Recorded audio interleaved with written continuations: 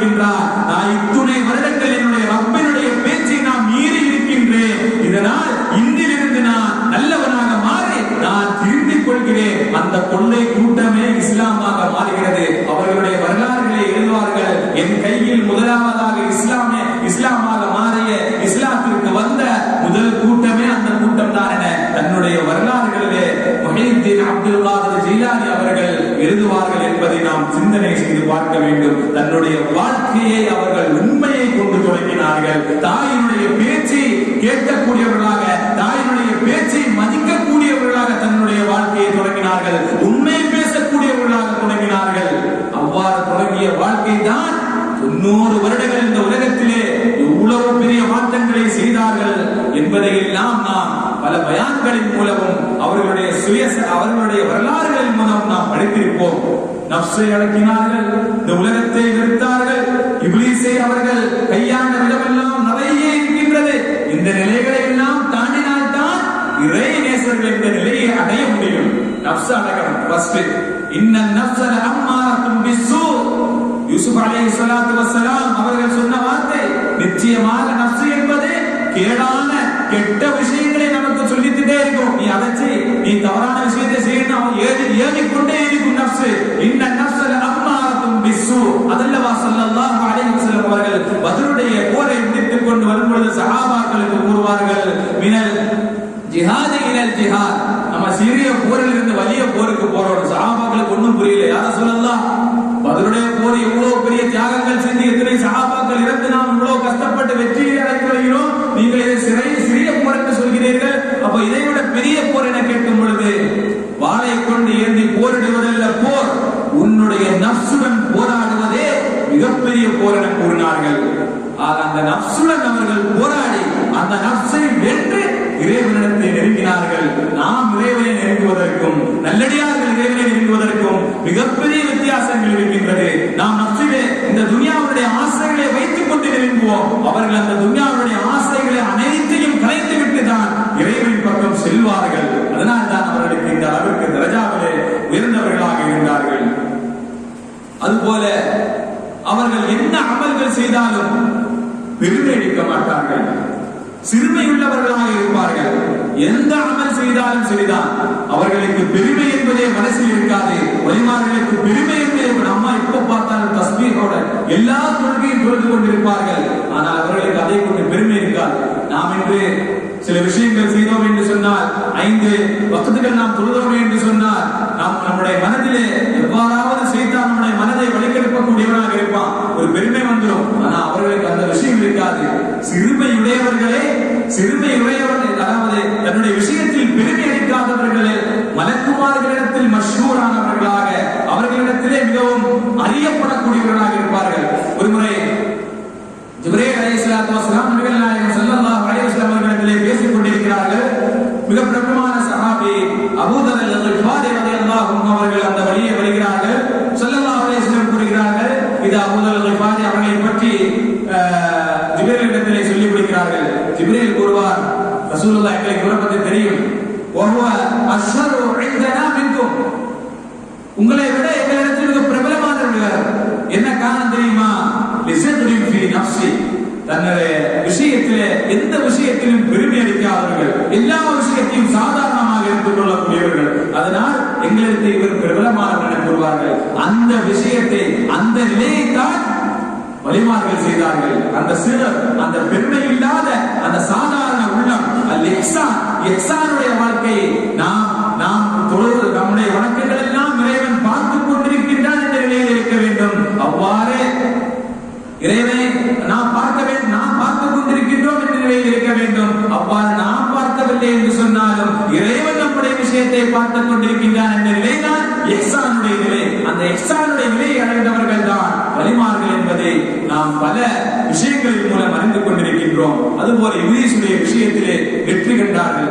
இவர்கள் மிகப்பெரிய மகானாக மாறி ஃபிக்ஹுடைய விஷயத்திலும் சரி, ஹதீஸுடைய விஷயத்திலும் சரி மிக தேர்ந்தவர்களாக இருந்தார்கள். முஹையீன் அப்துல் காதிர் ஜீலானி அவர்கள் மிகவும் தேர்ச்சி பெற்றவர்களாக இருந்தார்கள். எல்லா விஷயங்களிலும் தேர்ச்சி பெற்றவர்களாக இருந்தார்கள். ஒரு நேரத்திலே தியானத்தில் இருந்த பொழுது ஷைத்தான் ஒரு மிகப்பெரிய ஒளியினுடைய வடிவிலே தோன்றினான். தோன்றிக் கொண்டு கூறினான், யா அப்துல் காதிர் قد حللت لك المحرمات. அப்துல் காதிரே, உனக்கு இந்த உலகத்திலே இறைவன் ஹராமாக்கிய விஷயம் எல்லாம் உனக்கு ஹலாலாக்கி விட்டேன். அதாவது இறைவன் கூறுவதை கொண்டு வந்து கூறுகிறான், உனக்கு இந்த மக்களுக்கு ஹராமாக்கிய விஷயம் எல்லாம் உனக்கு ஹலாலாக்கி விட்டேன், நீ என்ன வேண்டுமானால் செய்யறான்னு சொல்ல அவர்களுக்கு புரிந்து விட்டது, ஷைத்தானுக்கு புரிந்து விட்டது. அல்லாஹ்விடத்திலே உதவி தேடிக் கொண்டு அவர்கள் ஷைத்தானை விரட்டுகிறார்கள். அவன் போய்கொண்டு வேற ஒரு உருவிலே வருவான். வந்து கொண்டு சொல்லுவான், நஜௌத பிஇல்மிக வ பிஃகிஹிக. அப்துல் காதர் அவர்களே, நீங்கள் உங்களுடைய இல்மை கொண்டும் உங்களுடைய மார்க்க ஞானத்தை கொண்டும் நீங்கள் வெற்றி அடைந்து விட்டீர்கள். அதாவது அவர்களை இப்லீஸ் சோதிக்கிறான். அவன் சொல்றான், உங்களுடைய இல்மின் காரணமாகத்தான் நான் ஃபர்ஸ்ட் அந்த விஷயம் சொன்ன பொழுது நீங்கள் வெற்றி அடைந்தீர்கள் என்று கூறிய பொழுது இவர்கள் உஷாராகி விட்டார்கள். வலில்லாஹில் ஹம்து வலில்லாஹில் ஃபضل வல் ஹம்து. எனக்கு என்னுடைய விஷயத்தின் காரணமாக, நான் கொண்டிருக்கக்கூடிய இல்மின் காரணமாக, அல்லது நான் இவ்வளவு மார்க்கத்திலே தேர்ந்தவனாக இருக்கின்றேன் என்பவர்களே காரணமாக உன்னை நான் கண்டுபிடிக்கவில்லை, உன்னிடத்தில் நான் வெற்றி பெறவில்லை. மாறாக இறைவனுடைய உதவியை கொண்டு தான் நான் இதை செய்து கொண்டிருக்கின்றேன். அவனுக்கு தான் புகழ் என்று சொன்னவன் நான் மறைந்து விட்டான். இது போல அவர்களுடைய வாழ்க்கையில் எத்துணை முறை இந்த ஷைத்தான் அவர்களை வழிகெடுக்க நினைத்தாலும் அவர்கள் அதை விட்டு விலகிக் கொள்வார்கள். அந்த அளவிற்கு அவர்கள் மகத்தான ஒரு உன்னத நிலையை அவர்கள் அடைந்தவர்களாக இருந்தார்கள். நாம் முதலிலே கூறியதை போன்று நஃப்ஸை தஸ்கியத்துன் நஃப்ஸை சுத்தப்படுத்தினால் மட்டும்தான் இந்த நிலையை அடைய முடியும். அவர்கள் தங்களுடைய நஃப்ஸை அவர்கள் வலிமார்கள் சுத்தப்படுத்தியவர்களாக இருந்தார்கள். அதனால் தான் இந்த அளவுக்கு தரஜாவிற்கு அவர்கள் உயர்ந்தார்கள். இன்னும் அவர்களை பற்றி சொல்ல வேண்டும் என்று சொன்னால், தாவா இந்த உலகத்திலே இறைவன் கூறும் பொழுது, வமன் அஹ்ஸனு கௌலன் மிம்மன் தஆ இலல்லாஹி வ அமில ஸாலிஹன் ஃபகால இன்னனி மினல் முஸ்லிமீன். இந்த உலகத்திலே சொல்லால் மிக அழகானவன் யார் தெரியுமா? அல்லாஹ்வுடைய மார்க்கத்தில் ஒருவனை அழைத்து நல்ல அமல்களை செய்து நான் முஸ்லிம்களில் உள்ளவன் என கூறுகிறானே, அவன் தான் இந்த உலகத்திலே சொல்லால் மிக அழகானவன் என அல்லாஹ் தன்னுடைய திருமறையிலே கூறினானே. அந்த தஅவத்துடைய பணியை செய்வதில் இவர்களை மிஞ்சி யாரும் இல்லை. அந்த காலகட்டத்திலே எத்துணை நபர்கள் இஸ்லாத்திலே இணைந்தார்கள் தெரியுமா? தன்னுடைய பயானின் மூலம், அவருடைய பயானுக்கு வேண்டிய ஃபத்ஹுர் ரப்பானி என்ற ஒரு கிதாப் இருக்கிறது. அந்த கிதாப் மொத்தமுமே அப்துல் காதர் ஜீலானி அவர்களுடைய பயான் மொத்தமும் அதிலே சிறிய குறிப்புகளை கொண்டு அந்த புக்கு தொகுக்கப்பட்டுள்ளது. வேற ஒன்றுமில்லை, அவர்களுடைய பயான் மட்டும்தான் அந்த புக்கில் இருக்கும். அந்த அளவிற்கு அவர் இன்னொரு இடத்திலே வரலாற்றிலே கூறும் பொழுது அவருடைய பயானிலே 70,000த்திற்கும் மேற்பட்ட நபர்கள் ஒரு சதசிலே அமர்ந்திருந்தார்கள். எல்லாம் வரலாறுகள் வரும். 70,000த்திற்கும் மேற்பட்ட நபர்கள். சிந்தனை செய்து பார்க்க வேண்டும். அந்த அளவிற்கு நாமாத்திலே அவர்கள் இறைவன் அவர்களுக்கு கொடுத்திருந்தான். அவர்கள் பேசும் பொழுது அவர்கள் அந்த பேச்சை கேட்டு எத்தனையோ லட்சம் நபர்கள் இஸ்லாத்திலே இணைந்த வரலாறுகள் யாராலும் மறுக்க முடியாது. அவர்களுடைய வரலாறுகளை படித்தால் தெரியும். 5000த்திற்கும் அவர்களே சொல்லுவார்கள், 5000த்திற்கும் மேற்பட்ட யூதர்கள், கிறிஸ்துவர்கள் என்னுடைய கையிலே வந்து இஸ்லாத்தை ஏற்றுக்கொண்டார்கள் என்று தன்னுடைய வரலாறுகளை எழுதினார்களே சொன்னார். அவருடைய தரஜா எங்க இருக்கு நினைச்சு பார்க்கணும். ஒரு ஆளை நம்ம இஸ்லாத்துல கொண்டு வருவதற்கு எத்துணை பாடுபடுகின்றோம். தனக்கு இறைவன் கொடுத்த ஹிக்மத் மூலம், இறைவன் கொடுத்த அறிவு மூலம், அந்த பேச்சாற்றல் மூலம் எத்துணை லட்சம் நபர்களை இஸ்லாத்திற்கு அவர்கள் அழைத்தார்கள் என்பதை வரலாறுகள் மூலம் நமக்கு சுட்டிக்காட்டி தந்துள்ளது. நம்முடைய தரஜா எங்க இருக்கு, அவர்களுடைய தரஜாக்கள் எங்க இருக்கு? இறைவனுடைய அழைப்பு பணியிலே மிகச் செம்மையாக செய்தவர்கள் அவருடைய மகனுக்கு உபதேசம் செய்வார்கள்.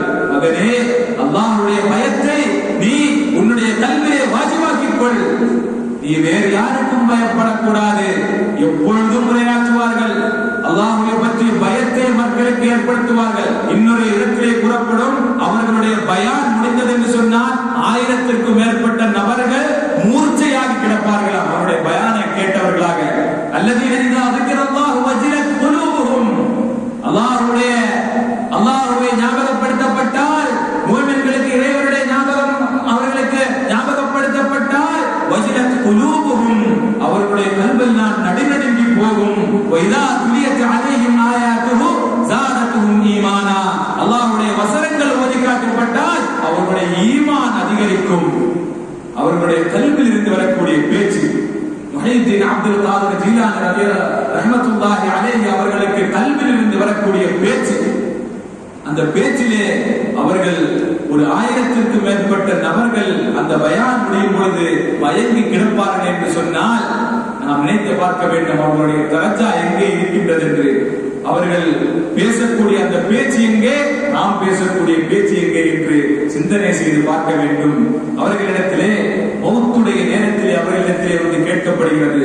மௌத்துடைய நேரத்திலே கேட்கப்படுகிறது, உங்களுக்கு உங்களுடைய உடம்பிலே அதிகமாக வலியுள்ள இடம் எது என கேட்கப்பட்ட பொழுது, இப்பொழுது உங்களுடைய மௌத்துடைய நேரம் நெருங்குகிறது, உங்களுக்கு இப்போ உடம்புல என்ன உறுப்பு அதிகமாக வலிக்கின்றது என கேட்கப்பட்ட பொழுது அவர்கள் கூறுவார்கள், என்னுடைய உடம்பு முழுவதும் வலிக்கின்றது, ஆனால் என்னுடைய கல்வி வலிக்கவில்லை. கூற முடியுமா? நாம் கூற முடியுமா? நம்முடைய மரண நேரத்திலே ஈமான் அடிவுரைத்த மிகவும் உறுதியான ஈமான் தஸ்கியத்துன் நஃப்ஸ், இந்த உலகத்தை வென்று தன்னுடைய நஃப்ஸை வென்று அல்லாஹ்வின் பக்கம் நெருங்கியவர்களால் மட்டும்தான் இந்த வார்த்தையை கூற முடியும். என்னுடைய உடம்பெல்லாம் வலிக்குது, ஆனால் என்னுடைய கல்போ சஞ்சலம் அடையவில்லை, என்னுடைய கல்வி வலிக்கவில்லை என்று சொன்னால் என்னுடைய கல்வி இறைவனோடு ஒன்றி இருக்கின்றது. மௌத்துடைய நேரத்தில் அவர்கள் சொன்ன வார்த்தை வரலாறுகளை பதிவு செய்வார்கள். சிந்தனை செய்து பார்க்க வேண்டும். நாம் சாதாரண மனிதர்கள், அவர்கள் ஒண்ணும் இல்லை, அவர்களுடைய கராமாத்து இல்லை, அவர்கள் அவுலியானாலே ஷிர்க் என்று சொல்லக்கூடிய சமூகத்திற்கு அவர்களுடைய வரலாறுகளை நாம் படித்தால் அவர்களுடைய விஷயங்கள் நமக்கு நன்றாக தெளிவாக புரியும். அவர்கள் மீது நாம் முஹப்பத் வைக்க வேண்டும். அல்லாஹ்வின் யஸ்தலிக ஹுப்பக், ரசூலுல்லாஹி ஸல்லல்லாஹு அலைஹி வஸல்லம் அவர்கள் கேட்பார்கள், அல்லாஹ்வே உன்னுடைய ஹுப்பை நான் கேட்கின்றேன், உன்னுடைய நேசத்தை கேட்கின்றேன்.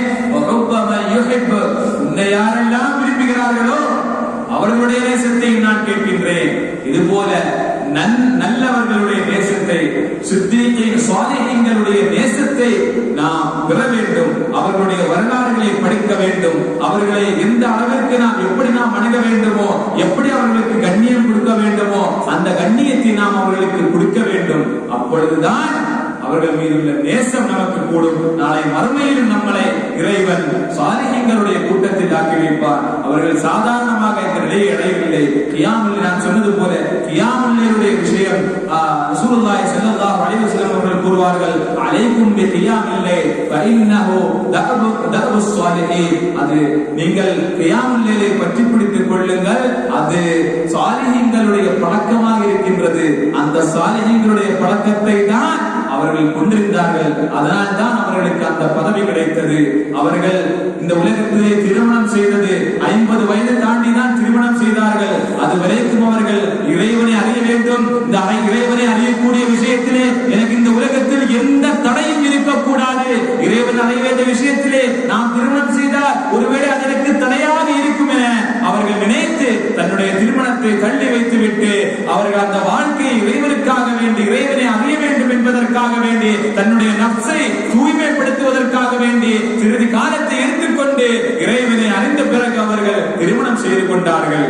அதனால் தான் அவர்களுக்கு அந்த தரஜா, அதனால் தான் அவர்கள் வலிமார்களாக இறை நேசர்களாக இருக்கிறார்கள் என்பதை இந்த சமூகம் புரிந்து கொள்ள வேண்டும். நாம் அவர்கள் மீது அன்பு செலுத்த வேண்டும். அவர்களுடைய வரலாறுகளை படிக்க வேண்டும். நிறைய வரலாறுகள் இருக்கிறது. கராமத்து மட்டும்தான் அவுலியாக்கள் என்றால் கராமத்து காட்டுவார்கள் என்று நிறைய பேர்கள் நினைத்துக் கொண்டிருக்கிறோம். கராமத்துகள் மட்டுமல்ல, கராமத்து இல்லாமலும் நிறைய பேர்கள் இருக்கின்றார்கள். ஜுனைத் பக்தாதி அவர்களுக்கு நமக்கு தெரியும், மிகப்பெரிய இறைநேச செல்வர். அவரிடத்திலே ஒரு மாணவர் கல்வி கற்கின்றார். 10 வருடங்கள் கல்வி கற்ற பிறகு அந்த மாணவர் அவரிடத்திலே சொல்கிறார், நான் போறேன், நான் வீட்டுக்கு போறேன்.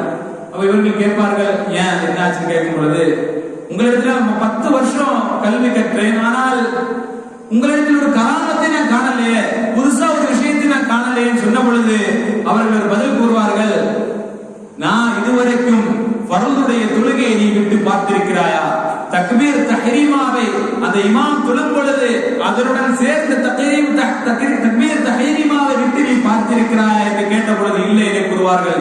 இதை விட வேற என்ன கராமத்து வேணும் என கேட்பார்கள். அதுதான் நல்லடியார்கள், அதுதான் இறைநேசர்கள்.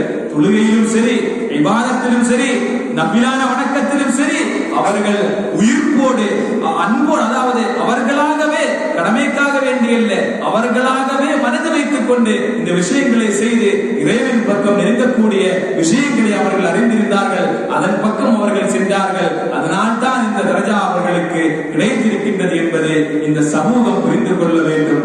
ஆக நாம் இந்த மாதத்திலே ஆன்மீகத்தினுடைய தலைவர், இதிலே மிக சிறந்து விளங்கிய அப்துல் காதிர் முஹியுத்தீன் என்ற பெயர் எப்படி வந்து தெரியுமா அவர்களுக்கு? நாம் அதிலே கூறியது கொண்டு அவருடைய பயானின் மூலம், அவருடைய பேச்சுகளின் மூலம் அந்த சதசிலே பல லட்சம் மக்கள், பல ஆயிரம் மக்கள் இஸ்லாத்திலே வருவார்கள். அந்த காலகட்டத்திலே கல்விலே இருட்டு, அதாவது இருளில் இருந்த கல்விகளை வெளிச்சத்திற்கு கொண்டு வந்தார்கள். இஸ்லாத்தில் இருந்தார்கள், ஆனால் இஸ்லாம் இல்லாத சில விதத்துகளை செய்து கொண்டிருந்தார்கள். இஸ்லாத்தில் இல்லாத ஜாஹிலியாக்களின் காலகட்டத்தில் உள்ள விஷயங்களை செய்து கொண்டிருந்தார்கள்.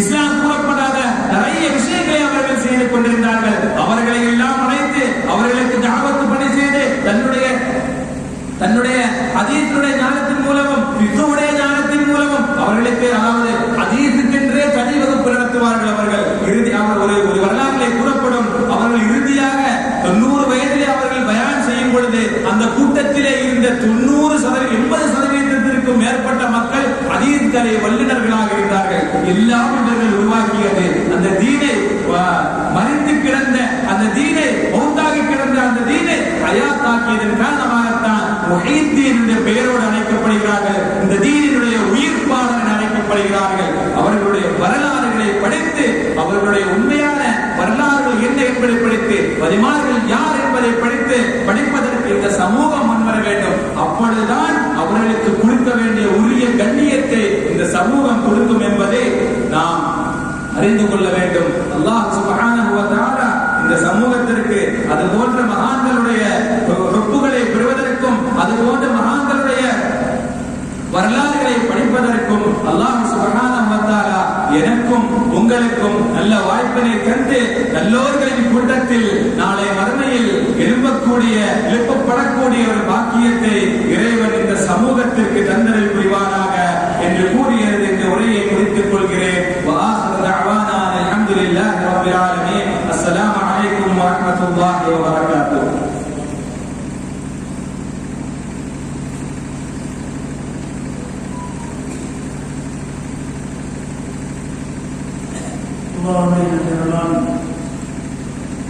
மௌலவி முகமது அஜனான் புகாரி அவர்கள் அவுலியாக்கள் என்றால் யார்? பெருமானார் ஸல்லல்லாஹு அலைஹி வஸல்லம் அவர்களுடைய வழிவந்த முஹியுத்தீன் அப்துல் காதிர் ஜீலானி அவருடைய வாழ்க்கை நெறிமுறைகளை நமக்கு தெளிவான முறையில் எடுத்துச் சொன்னார். அல்லாஹ் சுப்ஹானஹு வ தஆலா நல்ல முறையில், நல்ல நிலையில் பேசுவதற்குரிய ஆற்றலை மேலும் அவர்களுக்கு வழங்குவாரார். ரபீஉல் அவ்வலுடைய முதல் நாள் என்று இன்ஷா அல்லாஹ் நாளைய தினம் இங்கு சொற்பொழிவாக்குவதற்காக வேண்டி மௌலவி முகமது அன்சார் ஆலிம் இஸ்மாயில் அவர்கள் பேச இருக்கிறார்கள். எனவே இன்ஷா அல்லாஹ் 11 நாள் நடைபெறக்கூடிய அனைத்து நிகழ்வுகளிலும் நாம் அனைவரும் பங்கேற்று இந்த நிகழ்ச்சி தொடராக நடைபெறுவதற்கு நாம் ஒத்துழைக்க வேண்டும். அல்லாஹ் சுப்ஹானஹு வ தஆலா அதற்குரிய நசீபை நமக்கு தந்தருள் புரிவானார். இன்னபதாக வாரத்துல் அர்ஹாமி வபதஅதா அன்னா ஃபஸரத்தை மின் வாரத்துல்லாஹி யா ரப்பி ஸல்லி வ ஸல்லிம் தாயிமன் அபதா அலா ஹபீபிக ഖൈറിൽ ഖൽഖി കുല്ലിഹിം. இன்ஷா அல்லாஹ் நாளைய தினம் இதுபோன்ற நிகழ்வுகள் நல்ல முறையில் நடைபெறும். அனைவரும் நேரடியாக வந்து இந்த இஷா தொழுகையில் பங்கேற்று தொடர்ந்து நிகழ்ச்சிகளை கேட்ட அனைவருக்கும் தௌஃபீக் தருவானாக. ஸல்லல்லாஹு அலா முஹம்மத் ஸல்லல்லாஹு அலைஹி வஸல்லம். ஸல்லல்லாஹு அலா முஹம்மத் ஸல்லல்லாஹு அலைஹி வஸல்லம். ஸல்லல்லாஹு அலா முஹம்மத் யா ரப்பி ஸல்லி